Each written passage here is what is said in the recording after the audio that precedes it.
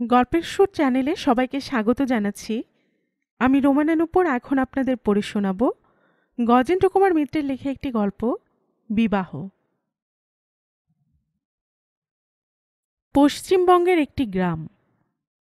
10-12 ঘর ব্রাহ্মণ, 8-9 ঘর কায়স্থ এবং মাত্র 2 ঘর বৈদ্য। বাকি সবই নিচু জাতের বাস। ইহারা প্রয়োজন মতো ভদ্রলোকদের গোয়াল বা কিষেনের কাজে আসে। বলদ জুড়িয়া দূর গ্রামে গোগাড়ি করিয়া লইয়া যায়। ইহাদারে জমি ভাগে জমা লইয়া চাষ করে এবং ধান ঘরে তুলিবার সময় হিসাব বুঝাইতে মারা পড়ে। ইহা ছাড়া প্রায় সারা বছর ধরিয়া ম্যালেরিয়ায় ভোগা এবং মহাজনের হাতে পায়ে ধরা, এসব তো আছেই। মহানন্দ দাস বৈষ্ণব। পূর্বে কি জাত ছিল তাহা এখন জানা যায় না। জিজ্ঞাসা করিলে বলে, আমাদের আর জাত কি, বৈষ্ণবের দাস, এ আমাদের পরিচয়।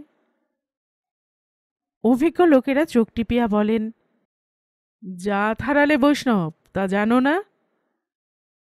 ওসব কথা তোলো কেন? যেমনি বেটে তেমনি রোগা, চুলকুলে ছোট করিয়া ছাঁটা, গোঁফ দাঁড়ি কামাইবার অভ্যেস আছে, কিন্তু সে প্রায় 1 মাস অন্তর। বিধ পরামানিক যখন সুদের টাকা দিতে আসে তখনই। ছোট্ট একটি টিকি, গলায় মোটা তুলসীর মালা এবং নাসিকা ও ললাটে সূক্ষ্ম গোপীচন্দনের তিলক আঁকা। একটি মেট যায়, ঘরে সাবান দিয়া কাচিয়া পড়িলে প্রায় 2 বৎসর যায়। অতএব বই সুবিধা। জমি জায়গা যে কিছু কিছু ছিল না তা নয়, কিন্তু সে বেশি নয় এবং তাহা অর্থ উপার্জনের মুখ্য পথও নয়। মহানন্দ যেদিন প্রথম এই গ্রামে বাস করিতে আসে, সেই দিনই গ্রামের লোক কি করিয়া ধরিয়া ফেলে যে লোকটি মহাজন এবং বাঁচিয়া যায়। সেই হইতে আজ পর্যন্ত সকলকার দায়ে অদায়ে দেখিতে ওই একটিমাত্র মহানন্দ দাস।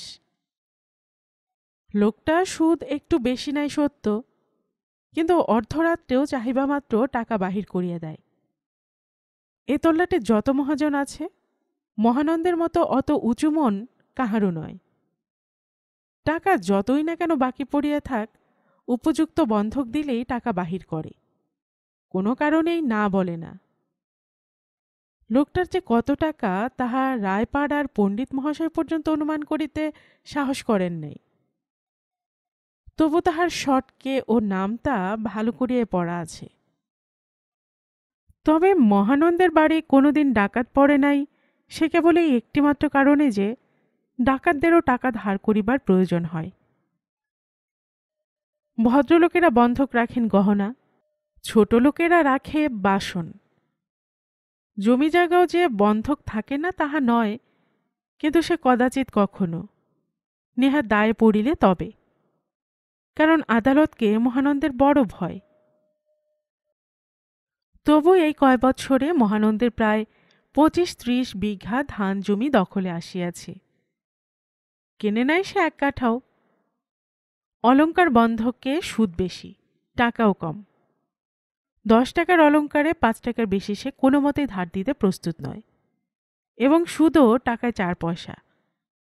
অথচ আনুমানিক 1.5 টাকা মূল্যের থালা আনিলে 1 টাকা পর্যন্ত কেহ কেহ পাইয়াছে, 14 আনা তো বটেই। সুদও টাকায় 3 পয়সা হিসেবে, কারণ যাহার অলঙ্কার বন্ধক দিতে আসে তাহাদের হিসাব বুঝাইয়া দেওয়া শক্ত। দ্বিতীয়ত, অলঙ্কার বিক্রয় করিতে সেই সদরে ছুটিতে হয়। বাসনের সুবিধা ঢের, স্বচ্ছন্দে ব্যবহার করা যায়, ভাঙিলেও ক্ষতি নাই। সুদের হিসাব বোঝানো কিষানদের এমন কিছু বড় ব্যাপার নয়। দ্বিতীয়ত, বিক্রয় করা সুবিধা, বাসনওয়ালা নিত্যই গ্রামে আসে। মহানন্দের সংসারের মধ্যে কন্যা পাঁচি ও পাঁচির মা, এই 2টি প্রাণী। খরচ মোটেই বেশি নয়। ছেলে যে হয় নাই, ইহাতে মহানন্দ সুখীই ছিল। ছেলের খরচ কি কম? মেয়েকে শুধু খাইতে দিলেই চুকিয়া যায়। কিন্তু সম্প্রতি মেয়েকে লইয়াই অশান্তির সৃষ্টি হইয়াছে। মেয়ে বড় হইয়াছে। পাঁচির মা বলে, বোধহয় 15ই হবে। বাপ ধমক দেয়, তুই তো সবই হিসাব রাখিস, 12 হয়তো ঢের। কিন্তু পাঁচি বড়ই হইয়াছে, সে কথা মহানন্দ নিজেও মনে মনে স্বীকার করে। এ গ্রামে ঠিক ছোট জাত নয় অথচ বৈষ্ণব এমন পাত্র ছিল না। দূর গ্রামে পাত্র আছে, তবে তাহারা বেশি টাকা চায়। টাকা পাইবে না শুনিলে পাঁচির মায়ের বিবাহের তারিখ ও ঘটনাস্থল সম্বন্ধে প্রশ্ন করে। সুতরাং সুবিধা হয় না। 400-500 টাকা খরচ করিয়া মেয়ের বিবাহ দেওয়া অপেক্ষা মহানন্দ মনে করে মেয়েকে মারিয়া ফেলা ভালো। মাঝে মাঝে বলে, বিয়ে দেব না, ও আমার মেয়ে নয়, ছেলে, থাক ও ঘরে। কিন্তু পাঁচির মা বলে, নাতি নাতনি না হলে এত পয়সা কাকে ধরে দেবে শুনি?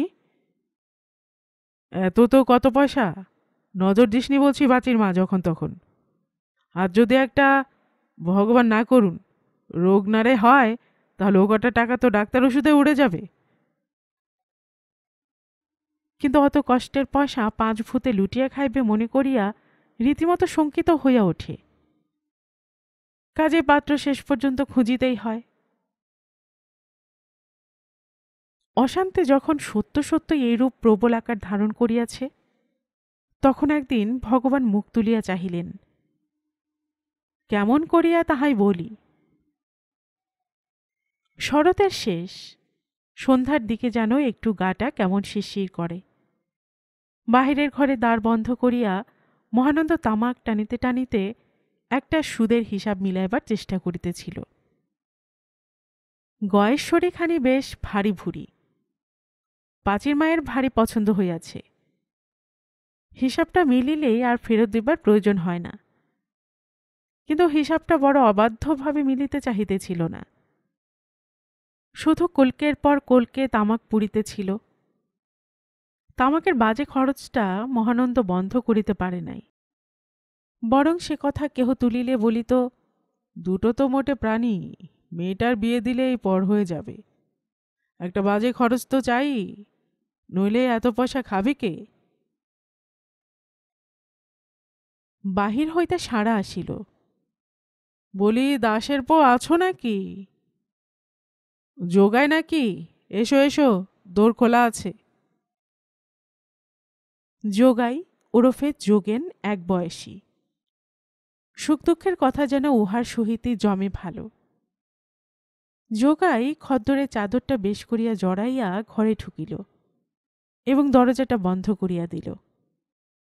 মহানন্দ তীক্ষ্ণ দৃষ্টিতে চাদরের যে স্থানটা উঁচু হইয়াছিল সেই দিকে চাহিয়া কহিল, শুধুই তামাক খেতে এসোনি, দরকার পড়েছে বুঝি? যোগাই অপ্রস্তুত হইয়া কহিল, আচ্ছা, সে হবে হবে, আগে হুকোটা দাও দেখিনি। যোগাই সজ্জাত, গোয়ালা, হুকা তাহাকে দেওয়া চলে।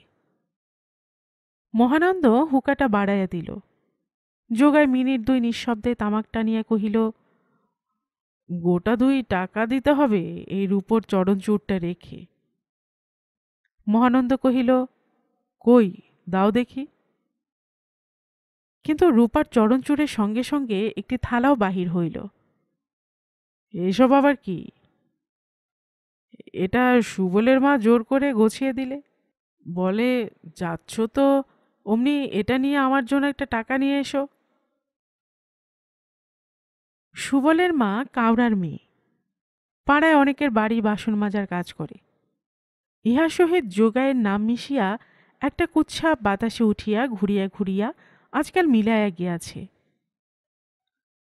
থালাখানা ঘুরাইয়া ফিরাইয়া প্রদীপের আলোয় দেখিয়া মহানন্দ শুষ্ক স্বরে কহিল, স্কুলের ছেলেদের একটা থালা গতবার পুকুরের জলে হারিয়ে যায়, আর খুঁজে পাওয়া যায়নি। থালাখানা যা শুনেছি কতকটা এইরকমই দেখতে ছিল। যাক, মুদ্রা সুবলের মাকে এই টাকাই দেব আমি, কিন্তু 3টি আনা কেটে নিয়ে।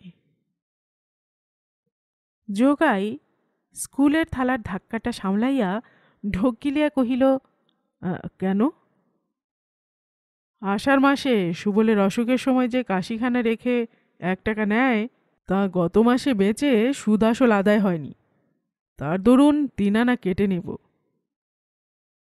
ও 3 আনা পয়সা না হয় ছেড়েই দাও না বাপু। চোখ প্রায় কপালে তুলিবার মতো করিয়া মহানন্দ কহিল, সেই সময় আমার পড়েছে কি না? বলে টাকার অভাবে মেয়ের বিয়েই হচ্ছে না। হ্যাঁ, টাকার অভাবে মেয়ের বিয়ে হচ্ছে না? ভালো কথা। আজ বাঁকুড়ো থেকে একদল লোক রামায়ণ গাইতে এসেছে, শুনেছ? মহানন্দ কহিল, না, শুনিনি। ওই 12 তলার চালার নিচে গাইবে। তা প্রায় 10-12 জনা লোক হবে বটে। সব বৈষ্ণব শুনলুম। ওইখানে দেখো না, যদি পাত্তর জোটে। পোড়া কপাল, রামায়ণের দলের লোকের সঙ্গে দেব মেয়ের বিয়ে? কিন্তু টাকা দিয়া যোগাইকে বিদায় করার পর অনেকক্ষণ ধরিয়া কথাটা মাথার মধ্যে ঘুরিল। মহানন্দ চুপ করিয়া বসিয়া বসিয়া ভাবিতে লাগিল। কথাটা যোগাইয়ের কাছে যত সহজে ওড়ানো গেল, তত সহজে মন হইতে বিদায় লইল না। পরদিন অপরাহ্নে মির্জাইটা সাবান দিয়া কাচাইয়া লইয়া মহানন্দ বেড়াইতে বেড়াইতে 12 তলায় উপস্থিত হইল। বিস্মিত হইল সকলে। নেকড়ে ভট্টাচার্য কহিলেন, ওই, এ যে মহানন্দ দেখছি, কি মনে করে? টাকা দেয় নাকি? গৌরবতীবাবু, ইহার শালা কোথাকার মুন্সিপ, কহিলেন, না হে না, পরকালের কথা মাঝে মাঝে মনে পড়ে। ওই যে আমার সম্বন্ধী বলতো না। মহানন্দ মৃদু হাসিয়া কহিল, না, শরীরটাও ভালো ছিল না, আর ভাবলুম এত দূর থেকে এসেছে ভগবানের নাম শোনাতে, একবার যাওয়া যাক। তাকে তো ভুলেই আছি। দলের মূল গায়ক যে, তাহার বয়স বোধ করি 50-55 হইবে। দড়ির মতো পাকানো চেহারা, সামনের দিকে যেন ঝুঁকিয়া পড়িয়াছে। অল্প দাড়ি আছে, আর কয়েক গাছি এখনো পাকে নাই। গলায় বেশ পুরু গোছের তুলসীর মালা। সঙ্গের বাকি লোকেদের মধ্যে 60 হইতে আরম্ভ করিয়া 16 পর্যন্ত সব বয়সেরই লোক ছিল। তার মধ্যে 2-1টি দেখিতে ভালোই। একটু পরেই গান আরম্ভ হইল। রামায়ণের কথা যেমন করিয়া বলুক, ভালো লাগে। ইহারা তো তবু মন্দ গাহে না। কিন্তু সেদিকে মহানন্দের মন ছিল না। মূল গায়নের সম্মুখের থালাটি কেমন করিয়া পয়সা ও আদলায় ভরিয়া উঠিতেছিল, সেই দিকে তাহার দৃষ্টি একাগ্র হইয়া উঠিয়াছিল। যাহারা শুনিতেছে, তাহাদের অধিকাংশই অত্যন্ত গরীব। ইহাদের অনেককে সত্য সত্যই মাসে 20 দিন শুধু নুন দিয়া ভাত খাইতে হয়, তাহা সে ভালো করিয়া জানিত। প্রায় সকলেই তাহার নিকট টাকা ধারে, অথচ পয়সা আদলা আনি পর্যন্ত অবিরাম পড়িতেছে। পাশের ধামাটা চাল, আলু, লাউ, বেগুন ও মশলায় প্রায় ভরিয়াই গিয়াছে। থালায় যে পয়সাগুলি জমিয়াছে, তাহার একটা কাল্পনিক মোট হিসাব মনে মনে ঘুরিয়া সুদে আসলে বৎসরান্তে কত দাঁড়ায়, সেই অঙ্কের রূপ ধারণ করিল। সে অঙ্ক যেন ক্রমশ বাড়িতেছে, পয়সা হইতে টাকায়, টাকা হইতে গিনিতে। তাহারা যেন চারিপাশের সমস্ত লোককে ছাইয়া ফেলিল। সহসা যেন মনে হইল, নিজের সারা জীবনের সঞ্চিত অর্থ ইহাদের কাছে তুচ্ছ, অকিঞ্চিৎকর। সে আর বসিতে পারিল না। অকারণে পাশের লোককে মাথা ধরেছে এই মিথ্যা জবাবদিহি করিয়া উঠিয়া চলিয়া গেল। 5 মাস শুনিতে যায় নাই। শুনিতে চাহিলেও মহানন্দর কাছ হইতে পয়সা আদায় হইবে না, অথচ খালি হাতে শুনিতে যেন লজ্জা করে। যাহারা পয়সা দেয়, তাহারা যেন চামড়ের স্পর্শ লইয়া ফিরিবার সময় বিশেষ করিয়া তাহারই দিকে চায়। এরূপ ঘটনা ইহার আগে ঘটিয়াছে। তাই সে রীতিমতো আশ্চর্য হইল মহানন্দ যখন রাত্রে ফিরিয়া কহিল, গান শুনতে গিয়েছিলাম। চক্ষু যুগল যতদূর সম্ভব বিস্ফারিত করিয়া 5 মা চাহিয়া রহিল। তাহার পর ক্ষুণ্ণ স্বরে প্রশ্ন করিল, কেমন গায়? ছাই গায়ে, খালি পয়সা কুড়োবার মন্তর। লোকের যত নাকে কান্না আমার কাছে এসে। সুদ আমি আর কত নেই। পাঁচের মা প্রতিবাদ করিল না, শুধু একটু মৃদু হাসিয়া নিজের কাজে গেল। কিন্তু মহানন্দ সেদিন রাত্রে স্বপ্ন দেখিল, যেন এক বস্তা টাকা সে কোথা হইতে লইয়া আসিতেছিল, পথে হনুমানে কাড়িয়া লইয়াছে। পরদিন সকালের দিকে খানিকটা গড়িমসি করিয়া বেলা ৮টা নাগাদ সে বারোয়ারিতলার দিকে যাত্রা করিল। অধিকারী বাহিরে রোদে বসিয়া তামাক খাইতেছিল। সসম্ভ্রমে অভ্যর্থনা করিয়া নিজের চটটা বিস্তৃত করিয়া দিল। অতিথির পরিচয় সে ইতিমধ্যেই পাইয়াছে।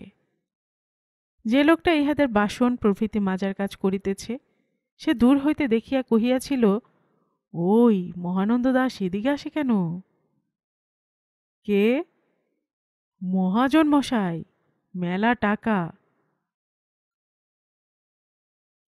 মহানন্দ চটে বসিয়া একটু ইতস্তত করিয়া কহিল, মশায়ের নাম? আমার নাম শ্রী রাধা গোবিন্দ দাস, বৈষ্ণব। মশায়ের? আমার নাম মহানন্দ দাস, আমিও বৈষ্ণব। আসুন।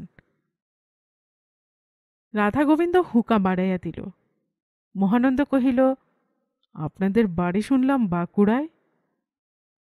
সবাইয়ের লয়, তবে দল আমাদের বাঁকুড়ার, মানে আমার বাড়ি বাঁকুড়ায়। খানিক তামাক টানিবার পর মহানন্দ প্রশ্ন করিল, কিরকম রোজগারপাতি হয়? আর মশাই রোজগার আগে খুবই ছিল, দৈনিক ৫ টাকা হতো, এখন ১.৫ টাকা ৭ শিকেও হয় না, লয় ৫ করি।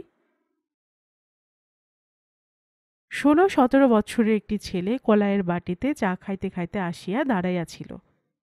সেই ৫ করি। সে সায় দিয়া কহিল, তাই তো, কাল প্রথম দিন, তাই মোটে ২ টাকা হয়েছে। ৫ কড়ি সরিয়া গেলে মহানন্দ কহিল, এদের কিরকম কি দিতে হয়? কেউ ৪ পয়সা রোজ, কেউ ৬ পয়সা রোজ, আর খাওয়া, বাকি সব আমার। রাধা গোবিন্দ সন্দিগ্ধভাবে চাহিয়া উত্তর দিল। মহানন্দ কথাটা চাপা দিয়া কহিল, সবাই কি বৈষ্ণব? এক্ষেত্রে বৈষ্ণব অর্থে জাত বৈষ্ণব। হ্যাঁ, তা প্রায় সবই। বিয়ে হয়েছে সকলের? সব সব। একেই ৫ কড়ি ছিল বাকি, ওরও গেল আষাঢ়ে হয়ে গেছে। তারপর একটা দীর্ঘ নিঃশ্বাস ফেলিয়া কহিল, না, ঘর মশায় এক আমারই খালি, তাছাড়া সবাইকারই ভর্তি আছে। মহানন্দ সমবেদনা স্বরে কহিল, আপনার কি পরিবার নেই? আবারও দীর্ঘশ্বাস। না, প্রথম পক্ষকে ১৬ বছরটি করলুম, সইল না। দ্বিতীয় পক্ষটি যা হোক ঘরকন্যা করলেন, তা তিনিও গত বৈশাখে ফাঁকি দিলেন। তাও যদি একটা ছেলে পুলে থাকতো, তাহলেও ভুলে থাকতুম। আর ঘরে ফিরতে ইচ্ছে করে না। মহানন্দ কহিল, তা তো বটেই, আহা। রাধা গোবিন্দ হুকোয় কয়েকটা টান দিয়া কহিল, কেন, বিয়ের খোঁজ করছিলেন কেন? মেয়ে আছে নাকি? হ্যাঁ, আমারই মেয়ে। যাই, আজ উঠি, বেলা হয়েছে। রাধা গোবিন্দ কহিল, বিকেলে আসবেন কিন্তু, বৈষ্ণবের চরণ দর্শন কত ভাগ্যে তবে মেলে। মহানন্দ বিরস মুখে বাড়ির রাস্তা ধরিল। একটা তো বাসা ছিল, তাহাও গেল। বাড়ি ফিরিলে পাঁচির মা পা ধুইবার জল দিয়া কহিল, কোথায় গিয়েছিলে গো? ওই বারোয়ারি তলায়, ওখানে আমাদের জাতের লোক এসেছে বেস্তর, তাই খোঁজ খবর করতে গিয়েছিলুম। হলো কিছু? মহানন্দ মুখ বিকৃত করিল, না, সব বিয়ে হয়ে গেছে।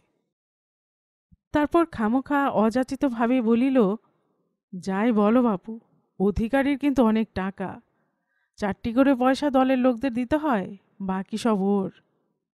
অবশ্য যাওয়া আসার খরচা আছে, কিন্তু সে আর কত। কন্যার বিবাহের সহিত অধিকারীর টাকার কি সম্বন্ধ ভাবিয়া না পাইয়া পাঁচির মা রান্নাঘরে চলিয়া গেল। মহানন্দ পা ধুইয়া ঘরে আসিয়া খাতার সম্মুখে বসিল, কিন্তু হিসেবে মন লাগিল না। এমনকি হারান ডোম একটা ঠাকুরবাড়ির বাটি বাঁধা দিয়া 4 আনা পয়সা লইয়া গেল, তাহাকে গত মাসে সুদের কথাটা একবার বলা পর্যন্ত হইল না। অপরাহ্নে মহানন্দ কহিল, যাবি নাকি গান শুনতে? পাঁচির মা কহিল, হ্যাঁ, পয়সা কড়ি দেবে না, শুধু হাতে যেতে আমার বড় লজ্জা করে। মহানন্দ সহসা উদার হইয়া উঠিল, কহিল, মোহন শেখ আজ একটা লাউ দিয়ে গেছে না, ওইটে নিয়ে চল, দিবি। তখনও গানের দেরি ছিল। মেয়েদের দিকে সকন্যা পাঁচির মাকে পাঠাইয়া দিয়া নিজে পুরুষের দিকে বসিতে যাইতেছিল। রাধা গোবিন্দ দেখিতে পাইয়া সকলরবে অভ্যর্থনা করিল, এই যে আসুন আসুন, সামনে বসুন। হরিচরণ টিপ্পণী কাটিলেন, মহানন্দর কি সত্যি ধম্মে মতি হল নাকি হে? গৌরবতী কহিলেন, আমার সম্বন্ধী বলে বয়স বাড়লে মরণের ভয় হয়। হে তাই, কিন্তু গায়েন অত খাতির করে কেন হে? রাধা গোবিন্দ তখন কহিতেছিল, বাবুদের বাড়ি থেকে গিন্নিমা বলে পাঠিয়েছেন যে 4 দিন ওর বাড়িতে গান হবে, 20টি টাকা নগদ আর একটা গরদের জোর, পেলা যা পড়বে সব আমার। মহানন্দ কহিল, বলেন কি? এ আর এমন বেশি কথা কি? সুপুরের বাবুরা গত বছর আমার পরিবারের জন্য পর্যন্ত 1 জোড়া শাড়ি দিয়েছিলেন। গান আরম্ভ হইল, কিন্তু মহানন্দের মনে হইতে লাগিল 20 টাকা অনেক টাকা। সহসা যেন মনে হইল খঞ্জনির বলে টাকাই বাজিতেছে। পরদিন সকালবেলা 5 কড়ি খুঁজিয়া খুঁজিয়া মহানন্দের বাড়ি গিয়া উপস্থিত। সবে স্নান করিয়াছে, টেরি দিয়া অপর্যাপ্ত তেল ও জল তখনও গড়াইতেছে। হাতে একটা বড় গোছের থালা, তাহার উপর পরিপাটি করিয়া একটা সিধা সাজানো, চাল ডাল আনাজ ফল, মায় ঘি তেল পর্যন্ত, তাহার সহিত একখানি ধোয়া নতুন ধুতি। 5 করে থালা নামাইয়া কহিল, বাবাজি পাঠিয়ে দিলে, চান করে এনেছি আমি, ঠাকুরের সেবা করে প্রসাদ পাবেন। কথাগুলি মুখস্থের মতো শুনাইল। এত সকালে স্নান করানোর জন্য 5 কড়ির মনটা বাবাজির উপর একটু অপ্রসন্ন ছিল, যদিও তাহার কোনো প্রয়োজন ছিল না। 5 কড়ি স্নান না করে আনিলেও সিধার উপকরণগুলি যাহারা দিয়াছে তাহাদের কথা মহানন্দের জানা ছিল এবং আপত্তি ছিল না। যথারীতি এ কি এসব আবার কেন, অপরাধী করা হয় ইত্যাদির পর মহানন্দ বাড়ির ভেতর থালাটি লইয়া গেল। পাঁচির মা শুনিয়া অবাক হইয়া কহিল, সে কি গো, তুমি ওদের দেবে না ওরা তোমাকে দিলে? মহানন্দ শুধু কহিল, থালাটা আজরে দে।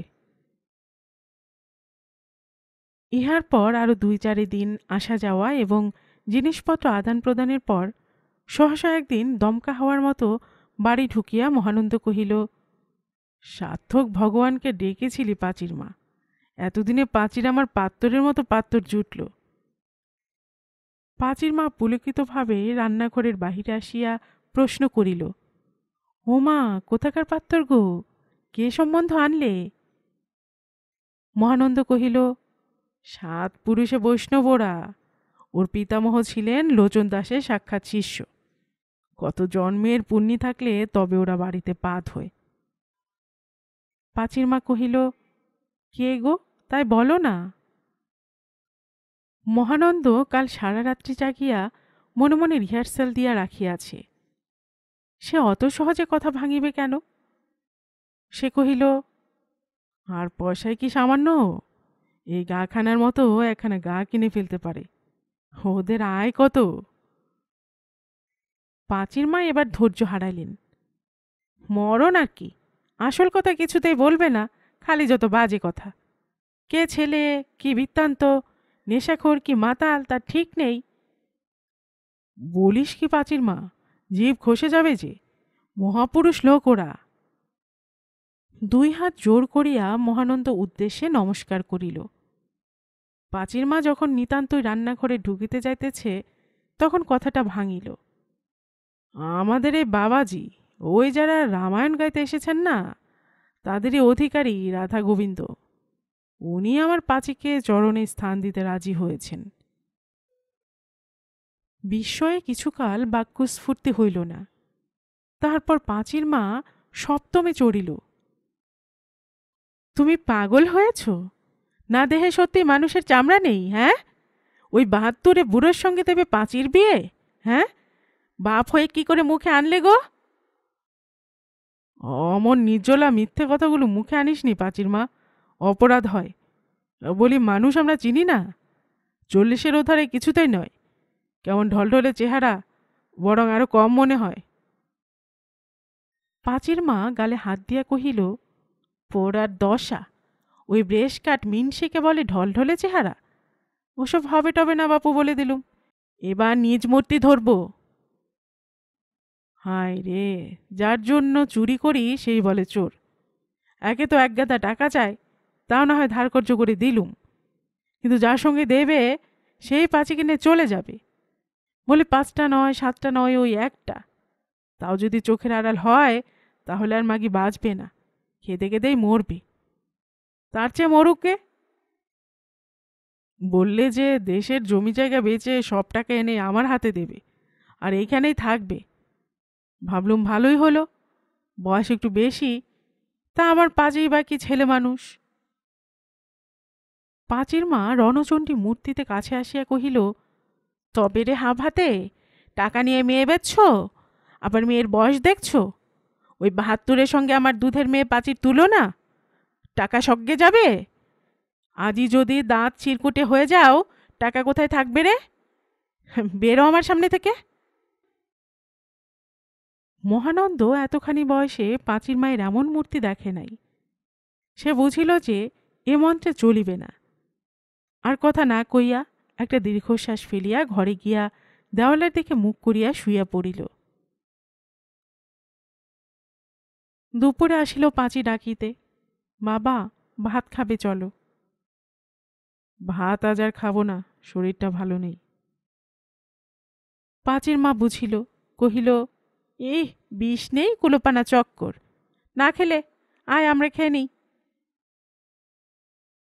কিন্তু রাত্রেও যখন খাইল না, তার পরদিনও খাইল না, তখন পাঁচির মা প্রমাদ গণিল, নিজে আসিল সাথীতে।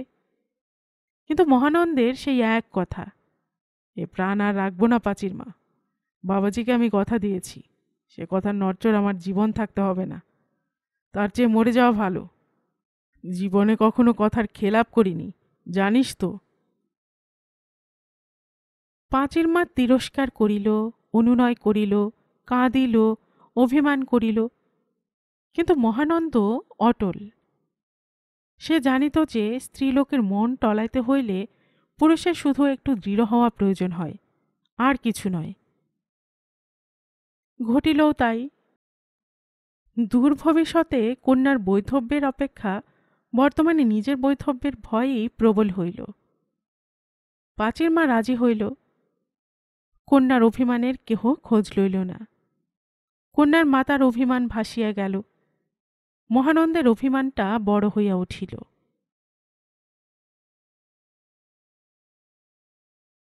লেখাপড়া হইল। রাধা গোবিন্দ দাস, পিতা নটবর দাস, শাকিন মৎস্যহরি গ্রাম, থানা রামসাগর, জেলা বাঁকুড়া, জাতি বৈষ্ণব, পেশা কথকতা। এত দ্বারা খোশমেজাজে বহাল তবিয়তে অন্যের বিনা অনুরোধে প্রতিশ্রুত হইলেন যে মহানন্দ দাস মহাশয়, পিতা ছকুরি দাস, সাকিম ইত্যাদি অনুগ্রহ করিয়া তাহার কন্যা শ্রীমতী পাঁচুবালার সহিত উক্ত রাধা গোবিন্দ দাসের বিবাহ দিলে রাধা গোবিন্দ দাস কখনো পাঁচুবালাকে স্থানান্তরে লইয়া যাইতে পারিবে না এবং দেশের যাবতীয় জমি জায়গা বিক্রয় করিয়া সমস্ত টাকা পাঁচুবালাকে দেবে এবং পাঁচুবালার অভিভাবক বিধায় উহা মহানন্দের কাছেই থাকিবে। মহানন্দ দাস উক্ত টাকার মধ্য হইতে কিছু টাকায় সেও জমির উপর কন্যা পাঁচুবালার জন্য পৃথক বাটি নির্মাণ করিয়া দিবেন ইত্যাদি। গ্রামে হইচই পড়িয়া গেল। মহানন্দ পুরুষদের ধমক দেয়া বলিল, বাবুরা সব 1 পয়সা সুদ দিতে হলে তো মরে যান, কই কেউ মেয়ের বিয়ে দিয়ে দিতে পেরেছিল? মেয়েরা পাঁচির মাকে বিবিধ ছন্দে কথা শুনাইতে লাগিল। পাঁচির মার শুধু নীরবে অশ্রু বিসর্জন করা ছাড়া উপায় ছিল না। মহিলারা বিদায় লইলে মহানন্দ ভেতরে আসিয়া তর্জন করিত, হিংসে হিংসে, জানিস পাঁচির মা, কোনোরকম একটা সুপাত্র জোগাড় করেছি তো সব হিংসেই ফেটে মরছে। ওই তো কায়েতপাড়ার বদে সিংহী দেয়নি ষাটের মরার সঙ্গে মেয়ের বিয়ে, ওসব আমার দেখা আছে। কিন্তু এত সব মূল্যবান কথাতেও পাঁচির মা শান্ত হইতে পারিল না। না হোক, তাহাতে মহানন্দের কিছু যায় আসে না। কণ্ঠী বদল করা তাহাদের সমাজে চলিত আছে। পাঁচের যদি টাকা থাকে তবে তাহার কণ্ঠী বদলে লোকও জুটিবে, কিন্তু পরে কি হইবে ভাবিয়া এখন এতগুলা টাকা ছাড়িয়ে দেওয়া যায় না। পাত্রের সংসারে থাকিবার মধ্যে এক ভাই আছে, আরও জ্ঞাতি এবং কুটুম্ব স্বজন আছে। রাধা গোবিন্দ সবিনয়ে ভাবি শ্বশুরকে কহিল, তাদের তো একটু খবর দেওয়া লাগে। মহানন্দ কহিল, নিশ্চয়ই, নইলে কেউ কোথাও আসবে না, নিমুড়ো নিছুড়ো করে আমি মেয়ের বিয়ে দেব নাকি? স্থির হইল সংবাদ লইয়া পাঁচকড়ি যাইবে এবং পুরুষ ও স্ত্রীলোকের মধ্যে যাহারা আসিতে ইচ্ছা করে ওই পাঁচকড়ি লইয়া আসিবে। এধারে বিবাহের আর একটি ছাড়া দিন নাই অগ্রহায়ণ মাসে, সামনে অকাল, এবং সেদিনটিও আগত প্রায়। সুতরাং উভয় পক্ষের যাবতীয় উদ্যোগ আয়োজন পাঁচির মা একাই করিতে লাগিল। বরযাত্রী একেবারে বিবাহের দিন সকালে আসিয়া পৌঁছবে। উভয় পক্ষের আহারাদির যথেষ্ট ঘটা, সমগ্র গ্রাম নিমন্ত্রণ হইবে। বরযাত্রী আসিয়া সকালে খাইবে, তাহার একরূপ আয়োজন, আবার রাত্রে বিবাহের খাওয়া, তাহার অন্যরূপ আয়োজন। এমনকি একথাও কানাঘুষা চলিতে লাগিল যে রাত্রের ভোজে রাবড়ি পর্যন্ত হইবে। রাধা গোবিন্দর সঙ্গে যে অত টাকা ছিল তাহা মহানন্দ কল্পনাও করে নাই। বিবাহের দিন আসিল, বরযাত্রীও আসিয়া পৌঁছিল। তাহারা বারবার খাইল এবং কিছু কিছু ছাদা বাঁধিল। খালি ভাই লেখাপড়ার কথাটা কি করিয়া জানিতে পারিয়া সহস্র তিরস্কার করিতে লাগিল। দেশের জায়গা জমিগুলি তাহার হাতে চিরকাল থাকিবে, এই কথাই সে জানিত। রাধা গোবিন্দ তাহার হাতে পায়ে ধরিয়া শেষে কিছু নগদ টাকা দিবে এই প্রতিশ্রুতি দিয়া ঠান্ডা করিল। বিবাহের সময় আসিল। গ্রামের লোক কেহবা যোগ দিল, কেহবা দিল না, কিন্তু তাহাতে মহানন্দের কোনো ক্ষতিবৃদ্ধি হইবে না।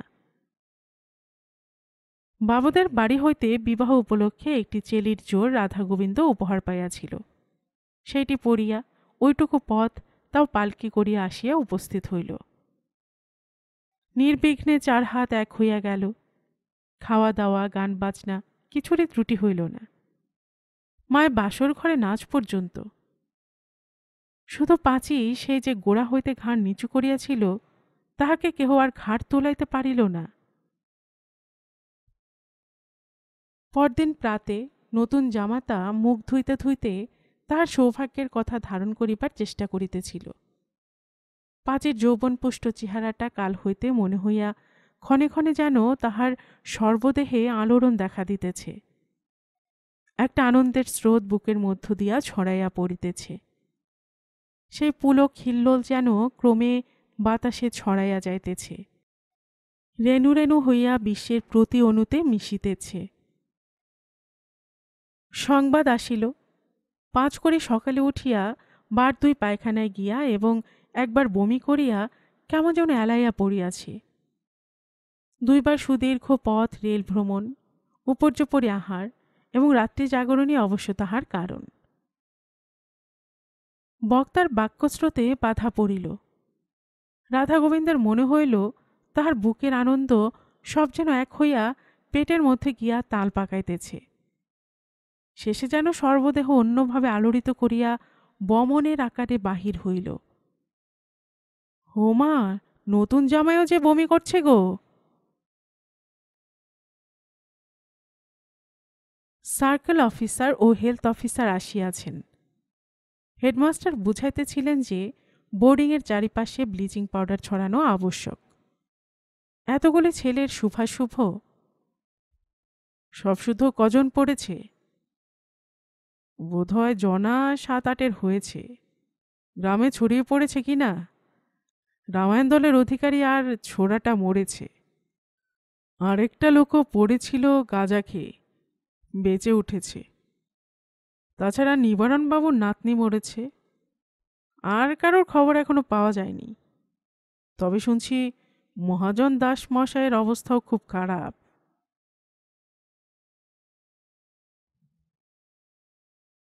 গল্পের সুর চ্যানেলে এতক্ষণ আপনারা শুনছিলেন গজেন্দ্র কুমার মিত্রের লেখা একটি গল্প বিবাহ। আর এতক্ষণ গল্প পাঠিয়ে আমি আপনাদের সাথে ছিলাম রোমানা নূপুর। আপনারা যারা গল্পের সুর চ্যানেলের গল্প নতুন শুনছেন, আপনাদের সুবিধার্থে একটি বিনীত অনুরোধ, যদি আপনারা আরও এমন গল্প শুনতে চান তবে নিচের সাবস্ক্রাইব বাটনে একটি ক্লিক করে রাখুন ও একটি লাইক করে রাখুন। এতে এই চ্যানেলের ভিডিওগুলি খুঁজে পেতে আপনাদের সুবিধা হবে। আর পাশে থাকা বেল বাটনটি চেপে রাখুন যাতে নতুন কোনো গল্প দেওয়ার সাথে সাথেই আপনাদের কাছে নোটিফিকেশন চলে যায়। সবসময় সবাই খুব ভালো থাকুন, সুস্থ থাকুন, আনন্দে থাকুন, এই প্রার্থনা রইল।